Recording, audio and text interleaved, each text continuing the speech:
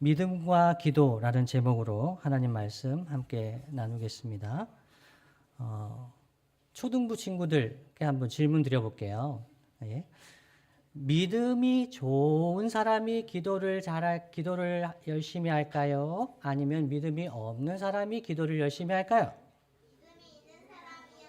네. 다들은 너무너무 똑똑하게 대답을 해줬어요.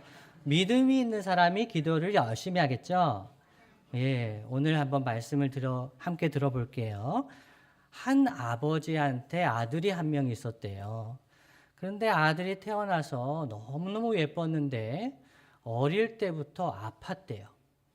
그래서 아파서 갑자기 말을 못하게 된 거예요. 말을 할 때 너무너무 예쁘잖아요. 그런데 말을 하다가 갑자기 말을 못하게 되고, 그리고 갑자기 쓰러지고, 그러면서 거품을 물고 너무너무 정말 죽을 것 같이 그렇게 아이가 힘들었어요. 사람들은 귀신에 들렸다고 이야기를 하고, 근데 아무도 그 아이를 고쳐줄 수가 없었어요. 그래가지고 이 아빠는 이 아이를 고칠 수만 있으면 어디든지 갈 수 있다고. 그렇게 사람들한테 사정사정을 했어요. 그러던 어느 날 그 아버지는 나사렛 예수라는 분이 그 근처에 오셨다는 소식을 들었어요. 나사렛 예수님은 많은 사람의 병을 고쳐주신다고, 귀신도 쫓아내주신다고 그 소식을 들었어요. 그래서 이 아빠는 그렇게 생각했어요. 예수님이면 내 아들을 고쳐줄 수 있을 거야. 예수님을 만나러 가야 되겠다. 그래서 아들을 데리고 예수님을 만나러 갔어요. 그런데 예수님께 왔는데 예수님이 안 계신 거예요. 예수님이 산에 올라가셔서 안 계시고 제자들이 있었어요. 그래서 제자들한테 선생님들, 내 아들 병 좀 고쳐주세요. 어렸을 때부터 이렇게 아픕니다. 제자들이 열심히 했는데 그 아들의 병을 고쳐주지 못했어요. 그래서 많은 사람들이 그 사람을 애워싸고, 제자들을 애워싸고, 아니 왜 제자들이 이 병도 못 고쳐줍니까? 제자들이 정말 힘든 상황이 됐어요. 아버지의 마음은요, 낙심이 됐어요. 예수님의 제자들도 이 아들을 못 고쳐주는구나, 그렇게 생각을 했어요. 근데 얼마 후에 드디어 예수님이 산에서 내려오셨어요. 그래서 예수님께 나아가서 이 아빠가 외쳤습니다. 뭐라고 외쳤을까요? 선생님, 말 못하게 귀신 들린 내 아들을 선생님께 데려왔습니다. 고쳐주십시오. 그렇게 외쳤어요. 그때 예수님께서 이렇게 물으셨어요. 언제부터 이렇게 되었느냐? 언제부터 이렇게 아프냐? 그래서 뭐라고 대답했죠? 아빠가? 어렸을 때부터요. 아주 어렸을 때부터. 귀신이 그를 죽이려고 불과 물에 자주 던졌습니다. 라고 했어요. 그러면서 아빠는 예수님께 이렇게 이야기했습니다.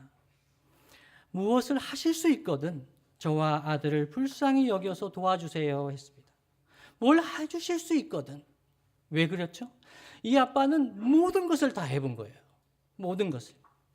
제 첫째가 아토피가 걸려가지고 아토피가 있어서 100일 이후로 아토피가 생겼어요.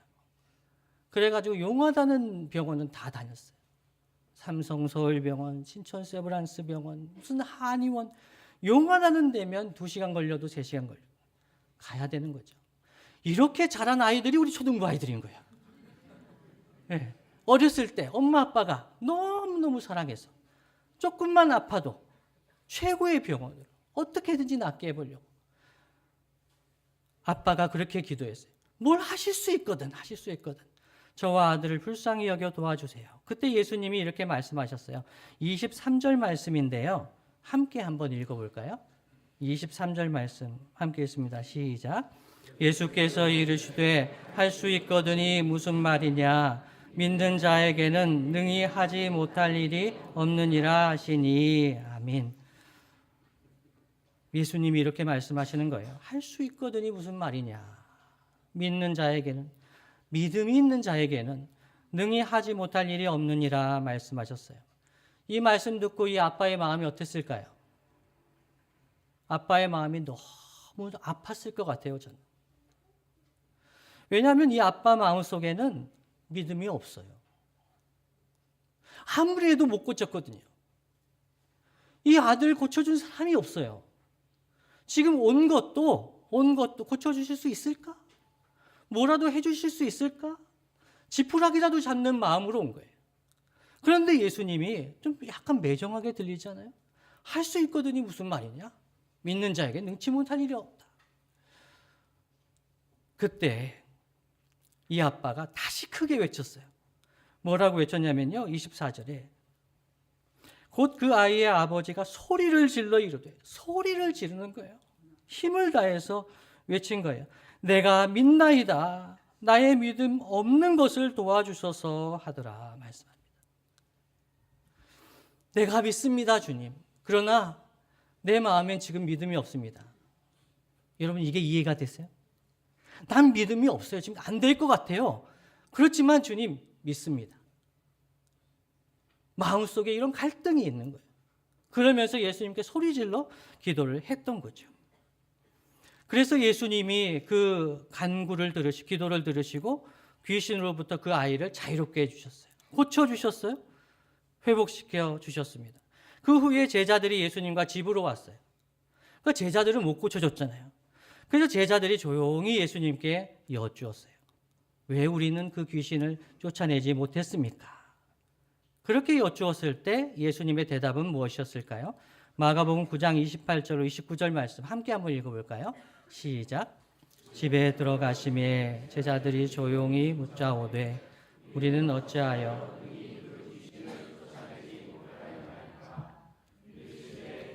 왜 다른 것으로는 이런 종류가 나갈 수 없느니라 하시니라. 아멘. 기도라고 얘기하셨어요. 제자들이 그 귀신을 쫓아내지 못한 이유, 다른 말로 하면 쫓아낼 수 있는 방법은 기도다. 특히 이런 종류라고 하셨는데 제자들은 다른 종류의 귀신을 쫓아냈었어요. 이 말씀 이전에 선교여행, 전도여행을 다니면서 귀신을 쫓아내고 병을 고쳐줬었어요. 그런데 이런 종류는 어려운 일을 당할 때 그때 해야 될 일이 무엇인가? 기도가 필요하다는 겁니다. 기도해야 된다라고 말씀하신 거죠. 오늘 말씀 이 상황은 변화산 밑에서 예수님께서 영화로운 모습으로 변화되셨을 그 변화산 밑에서 벌어졌던 일들이 배경입니다. 병든 세상을 치유해 줘야 될 예수님의 제자 공동체였는데, 그런데 그 제자들이 병든 세상을, 병든 사람들을 치유하지 못하고 있었습니다. 그 제자 공동체의 믿음 없음과 무능력을 보여주면서 그래서 다툰 거죠. 그래서 사람들이 수근수근거린 겁니다. 예수님이 제자인데도 왜 이것을 고쳐주지 못하느냐. 그러면서 이 병든 세상을 치유하기 위해서 필요한 것이 무엇인가?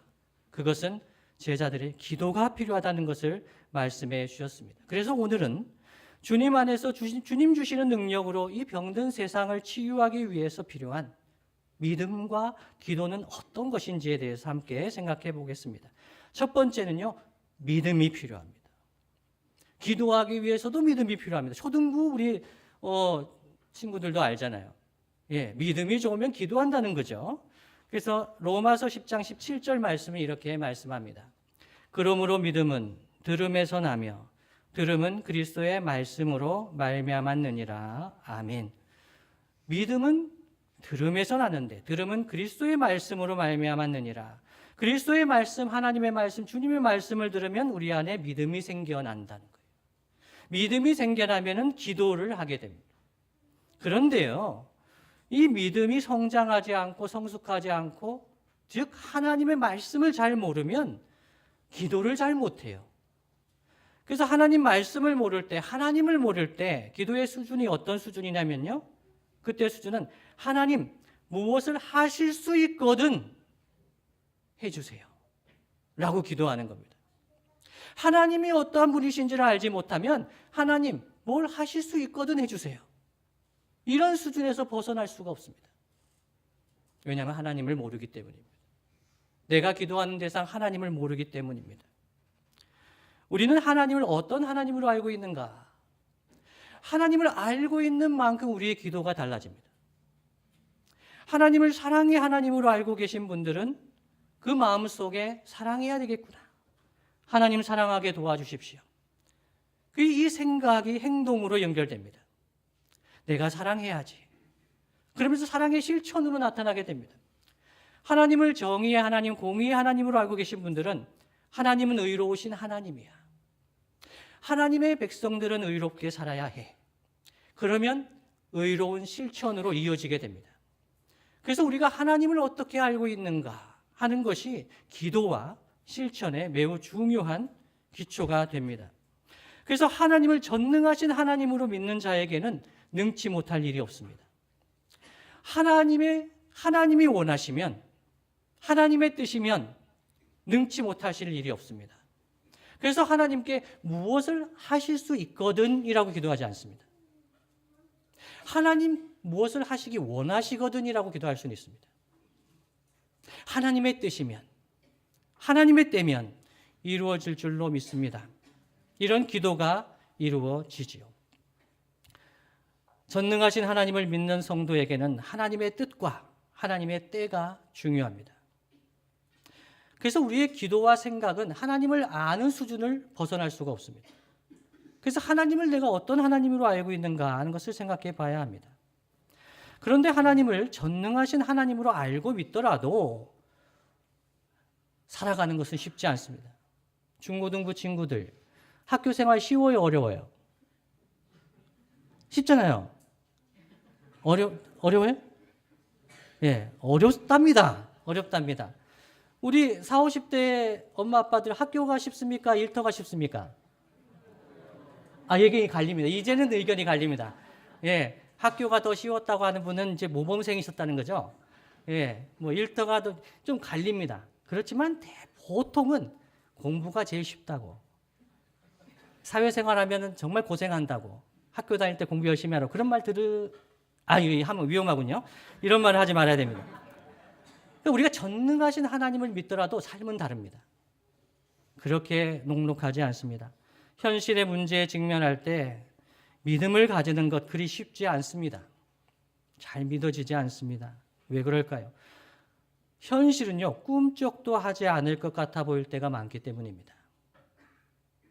정치나 사회나 경제나 교육이나 그 어떤 것도 현실의 장벽에 부닥치면 이거는 다 안 변할 것 같습니다. 그렇기 때문에 믿음을 가지기가 쉽지가 않습니다. 바로 그때 그럼에도 불구하고 예수님의 제자는 무엇을 선택해야 할까요? 하나님의 전능하심이 있습니다. 현실에 안 될 것 같은 믿음이 있습니다. 이건 안 바뀔 것 같습니다. 직장도 안 바뀔 것 같고, 정치도 안 바뀔 것 같고, 이 사회도 안 바뀔 것 같고, 학교는 더 안 바뀔 것 같고, 그런 순간에서 하나님의 전능하심을 붙들겠습니까? 아니면 현실은 그대로 있을 것이라는 믿음을 붙들겠습니까? 제가 처음에 질문 드렸습니다. 믿음이 있는 사람은 열심히 기도한다는 거죠. 그런데 그 믿음은 하나님에 대한 믿음입니다. 하나님을 믿는 사람은 기도합니다. 왜요? 현실은 사랑이 없고, 현실은 공의가 없고, 현실은 문제가 많고, 그렇지만 믿음 있는 사람은 하나님 말씀을 붙듭니다. 풀은 마르고 꽃은 시들지만 하나님의 말씀은 영영이 설 것이라는 것을. 하나님을 믿는 사람은 기도합니다. 왜요? 세상이 그렇지 않기 때문입니다.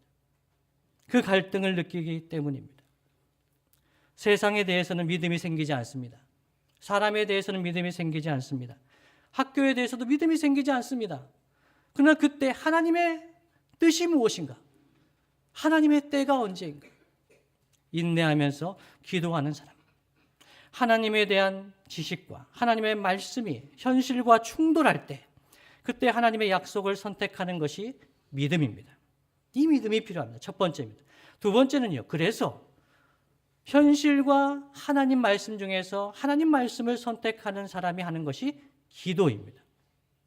앞에서 말씀드린 것처럼 하나님을 알아가고 믿으면 불가능이 없다는 생각이 듭니다. 그러나 현실에 살아가다 보면 현실은 꿈쩍도 하지 않습니다. 사람들은 변하지 않을 것 같습니다. 변화가 불가능하다는 생각이 듭니다. 이론적으로는 하나님께는 불가능이 없다고 하지만 우리의 현실을 생각하면 믿음이 위축됩니다. 제자들이 얼마 전만 해도 귀신을 쫓아냈었습니다. 그리고 병 고치는 능력을 행했습니다. 그런데 더 강한 귀신을 상대하게 되었을 때 자신의 무능력과 자신의 부족함을 깨닫게 되었습니다. 그때 무엇을 해야 되겠습니까? 현실에서는 내가 실패를 경험했습니다. 현실의 문제를 경험했습니다. 그때 믿음의 사람이 선택하는 것이 기도입니다. 하나님의 전능하심을 의지하면서 기도하며 나아갑니다. 그래서 기도할 때는 두 마음이 갈등합니다. 두 마음이 갈등합니다. 내가 믿나이다 라는 마음, 그리고 나의 믿음 없는 것을 도와주소서라는 것. 이게 잘 맞지 않는 것 같습니다. 하나님 제가 믿습니다. 그러면 아멘 해야죠. 그런데 나의 믿음 없는 것을 불쌍히 여겨주십시오. 도와주십시오. 이 두 마음이 갈등합니다. 내가 믿는 마음과 믿지 못하는 마음이 섞여 있습니다. 여러분, 초등부 친구들 아빠가 좋은 걸 사줄 수 있다는 믿음이 있어요. 그러면 아빠를 졸라요, 안 졸라요? 안 졸라요. 아빠는 좋은 것을 사줄 수 있고 사준다고 했고 사줄 것 같아요. 그럼 졸을 필요가 없잖아요. 그렇죠? 그런데 아무리 봐도 아빠는 안 사줄 것 같아요. 근데 난 갖고 싶어요. 그럼 어떡하죠? 네, 졸라요. 네, 퇴근할 때까지 기다리고 막 새벽에도 안 졸라요? 네, 어쨌든 네, 아이마다 좀 다르죠. 하나님의 말씀은 이런데 현실은 너무너무 어려워요. 그때 하나님 붙드는 거예요. 하나님께 쪼르는 거예요. 말씀을 의지해서. 하나님 사랑의 하나님이잖아요. 하나님 공의의 하나님이시잖아요. 그러면서 쪼르는 거죠. 그래서 기도하는 사람들의 마음속에는 갈등이 있습니다. 정말 100% 믿는다면 왜 기도를 하겠습니까? 어떻게 될지 확실하지가 않기 때문에, 하나님의 뜻이 무엇인지가 확실하지 않기 때문에, 하나님의 때가 언제인지 기다려야 하기 때문에 우리는 기도합니다. 다른 말로 하면 믿음의 사람은 기도를 선택합니다. 아이가 아픈 것 같이 고통스러울 때, 내 능력이나 내 경험이나 내가 가진 것을 믿을 수가 없을 때, 그때 하나님을 믿기로 선택하고 하나님 말씀을 붙들기로 선택하고 그러면서 하나님 앞에 외칩니다. 내가 믿나이다. 나의 믿음 없는 것을 도와주소서라고 기도합니다. 현실을 보면 믿음이 안 생깁니다. 그럼에도 불구하고 하나님은 선하시고 인자하심이 영원하시니까 아버지 하나님을 믿으면서 기도의 자리에 나오는 거죠. 예를 들어서 산상수 말씀을 보면 이렇습니다. 그 제자들의 현실은 어떻다고 이야기합니까? 심령이 가난하고 애통하고 의에 줄이고 목마르고 불의한 것 때문에 그런 겁니다. 의를 위해 박해를 받는 사람들입니다. 그런 고난이 없어지게 해달라고 그들은 기도하지 않습니다. 예수님이 그렇게 기도하라고 하지 않습니다. 의를 위한 박해 없어지게 해달라고, 심령이 좀 부유하게 해달라고, 이런 기도를 얘기하지 않습니다. 주님께서는 마태복음 6장 33절 말씀에 이렇게 기도하라고 말씀하십니다. 그런즉 너희는 먼저 그의 나라와 그의 의를 구하라. 그리하면 이 모든 것을 너희에게 더하시리라 말씀합니다. 하나님의 나라와 하나님의 뜻이 나의 삶 속에 임하시기를 바라며, 오늘 찬양팀과 함께 찬양했던 그 가사입니다. 현실은 그렇지 않습니다. 나의 삶 그렇지 않습니다. 우리 가정도 그렇지 않습니다. 그렇지만 하나님의 나라, 하나님의 다스리심, 하나님의 뜻이 나의 삶 가운데 이루어지기를 원합니다. 그것이 예수님께서 우리에게 먼저 기도하라고 하신 기도의 내용입니다. 그리하면 이 모든 것 이루어 주시겠다고 말씀하고 계십니다. 따라서 현실과 하나님의 말씀이 충돌하는 것 같을 때 현실이 옳은 것이 아닙니다. 현실이 이렇지 하나님 말씀이 틀린 거야 라고 살아가는 것이 아니라, 믿음의 사람은 현실은 이러하더라도 하나님의 말씀은 이루어질 거야. 하나님의 뜻은 영영이 이루어질 거야. 이 말씀을 붙들고 하나님께 기도로 나아가는 사람입니다. 말씀을 마무리하겠습니다. 사실 오늘 오전도회에서 특송을 하려고 했습니다. 주보를 자세히 보신 분들은 아시죠? 지난주에 광고가 나갔었는데요. 오전도에서 열심히 연습을 집에서 혼자 했는데 너무 은혜로운 곡인 거예요. 곡 제목이 이렇습니다. 세상을 사는 지혜. 세상을 사는 지혜가 뭘까?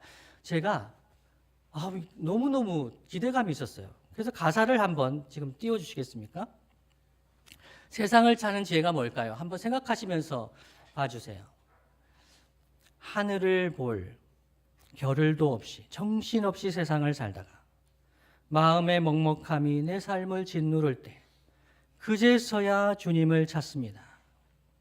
행복을 느낄 겨를도 없이 분주하게 세상을 살다가 인생의 허무함이 내 삶을 짓누를 때 그제서야 주님을 찾습니다. 여기까지만 일단 하겠습니다. 여러분, 반복되는 가사가 있어요. 그것이 무엇이냐면 그제서야 주님을 찾습니다. 그제서야 기도합니다. 이런 가사, 지금 제가 이 가사를 처음 들으면서 마음이 먹먹해지고, 이어지는 가사는 이렇습니다. 오늘도 여전히 주님은 그 자리에서 우리를 끊임없이 돌보시는데 부족한 내 영혼은 아직도 갈 길을 모릅니다. 주님은 우리를 끊임없이 돌보시고 기다리시는데 우리는 오전도에는 부족한 내 영혼은 아직도 갈 길을 모릅니다. 너무 제가 이게 세상을 사는 지혜일까? 지혜가 없는 사람이지 않을까 하는 생각을 하는데 반전이 이루어집니다. 그 다음이 어떤 가사냐면요. 내게 믿음 주소서. 내 연약한 마음 돌보소서. 한없는 주님의 사랑 알게 하소서. 영원까지 그의 백성 지키시는 우리 하나님 바라보며 살게 하소서라고 노래합니다. 저는 이 가사에서 우리 본문의 한 아버지의 외침을 들었습니다. 내게 믿음 주소서. 내 연약한 마음 돌보소서. 내 연약한 아이를 돌보소서. 내 불쌍한 삶을 돌봐주십시오. 한없는 주님의 사랑을 알게 해주십시오. 이 찬양은 세상을 사는 지혜가 무엇에 있다고 이야기할까요? 기도에 있다고 이야기를 합니다. 세상을 사는 지혜는 정말 마음이 먹먹해지고 고통스럽고 갈 길을 잃은 것 같고 힘들 때 그때 내게 믿음 주소서 하나님께 나아가는 기도에 있다고 합니다. 여러분, 오전도에는요 이렇게 약한 사람들이 아닙니다. 오전도에는 아직 현역입니다. 그렇지 않습니까? 젊습니다. 아멘이죠? 네, 지도자와 관리자의 위치에 있습니다. 놀랍죠? 이 오전도의 형제들이 강해 보이지 않습니까? 그런데 사실 별로 그렇지 않습니다. 어른으로 사는 것 모두 힘듭니다. 하늘을 볼 겨를도 없고요. 정신없이 삽니다. 애들은 왜 이렇게 빨리 크는지요. 출장 한번 갔다 오면 쑥쑥 커 있습니다. 마음의 먹먹함이 삶을 짓누릅니다. 내년에는 어떻게 될까? 기약이 없습니다. 그것이 오전도의 50대 마음입니다. 행복을 느낄 겨를이 없습니다. 아이들이 중고등학생이고요. 청년이면 얼마나 행복한 때입니까? 그렇지 않습니까, 어르신들? 예, 여행도 하고 사랑해주고 많이 예뻐해주고. 그런데 그럴 겨를도 없습니다. 그때 여러분 한 가지를 기억합니다. 오전도에 내게 믿음 주소서. 내 연약한 마음 돌보소서. 하나님 바라보며 살게 하소서. 믿음과 현실이 충돌할 때 주님의 사랑과 공의를 기억하면서 그 백성을 지키시고 붙드시는 하나님을 바라보며 살게 해주십시오. 그렇게 기도하며 나아가는 것이 세상을 사는 지혜라고 이야기합니다. 그러나 현실은 그렇게 쉽게 바뀌지 않습니다. 그러나 기도하는 사람은 인내할 수 있습니다. 인내하며 살아갑니다. 누룩과 같이 눈에 보이지 않는 것 같아도 결국은 승리하며 변화시키실 하나님 나라의 역사를 신뢰하기 때문입니다. 주님이 사랑하시는 성도 여러분, 성도는 어제의 은혜로 살아갈 수가 없습니다. 목사님, 제가 20년 전에 엄청 기도했었어요 라고 하시는 분이 있습니까? 우리는 어제의 은혜로 오늘을 살아갈 수가 없습니다. 오늘 하루 우리는 제자들이 직면했던 그 영적인 도전처럼 직장에서, 가정에서 지금 오늘 하루 우리는 그 심각한 도전에 직면해 있습니다. 우리가 무엇을 할 수 있겠습니까? 하나님, 은혜를 부어주십시오. 날마다 만나처럼 부어주시는 하나님 은혜를 목마른 사슴같이 갈망할 때 주님 주시는 힘으로 하나님 나라의 역사가 이루어질 때까지 인내하며 살아갈 수가 있겠습니다. 공부하는 것이 힘들 때, 사업과 직장의 상황이 막막할 때, 인간관계 때문에 힘들고 앞길이 막막할 때 여러분 여전히 항상 함께 하시는 주님께 믿음을 달라고 겸손히 기도하며 나아가는 저와 여러분 되시기를 예수님의 이름으로 축복합니다.